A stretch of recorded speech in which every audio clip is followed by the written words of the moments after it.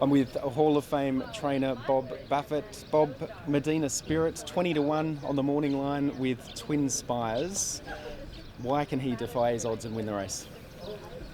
Well, I think he's going to. I would say 20-1, 15 to 21. I think a lot of people will probably bet on him because of me.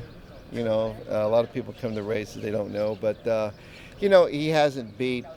He didn't win one of the preps, the major preps, the last prep. He ran second, got beat pretty far his last two outs, but he tries hard. He's one of these horses that maybe in your exotics or something, you can put him in there. But he's doing well. I'm used to having, coming in here with these famous names behind me on the board here, but with the heavy artillery. But he's a nice horse. He cost $1,000 as a yearling, $35,000. But I did win the Derby with a $17,000 horse for him. But he was a pretty nice horse and real quiet. And Silver Charm, my first, he was 80,000. So this would definitely be the cheapest purchase, $1,000 that would win this race if he did. It'd be an incredible story. I mean, you've described him as an overachiever. Is that a compliment? Yeah, I mean, I've probably been a little hard on him, but I just don't like to get too excited. I always come in, expect the worst, hope for the best attitude, because there's a lot of disappointments in racing, and I don't like to get too excited. I've been here so many times, and I know when I'm really have a really strong hand or whatever, and I've come in here with a strong hand and gotten beat, so the disappointment. But if he were to win, it would be like my probably biggest achievement in the Kentucky Derby to win with a horse like this. Yeah, right. That's a fair call. I've got to ask you, last night at the trainers' dinner, trainer Chad Brown said that he asked you for some advice on his horse, Highly Motivated. He claimed that you told him to get to the track early and sprinkle some grass seeds on the main track. True or false? He came up with that himself because I got an award for winning last year's trophy, and he was sitting at the table next to me, and when I sat down, I put it in his face like, hey, look at this, and I was teasing him with it. And the thing of Chad, he's a great trainer, but most of his success has come in the turf.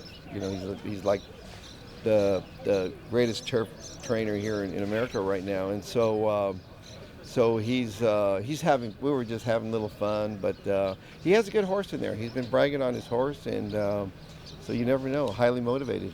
He thinks he can win it. Yeah, the horse to beat in your mind? I think the horse to beat is Essential Quality and Rock Your World. I think the California horses are going to be tough. They've gone out and won.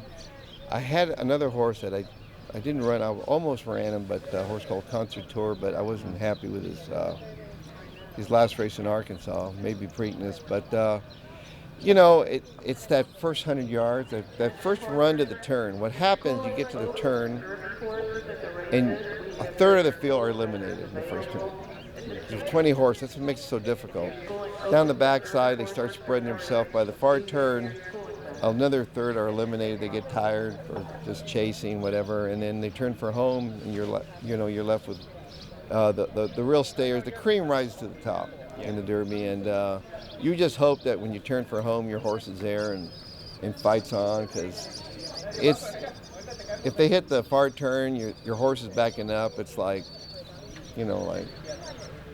I trained all these months for this, it's like, like an Olympian, that trained for 5 years, and so, but it's still exciting. It's going to be exciting. Once the gate comes open, it just, it's really, you can just feel the rush, and you're just hoping that you get a safe trip and a good trip, but you need a lot of luck. Yeah, well, all the best, Bob. Looking to become the first trainer to win 7 Kentucky Derbies, and I'm sure there'll be a lot of people rooting for you. You mentioned some of these names over your shoulders. American Pharaoh and Justify. I've got to ask you a question. What would you get if you crossed an American Pharaoh and a Justify with a Winx? With a Winx?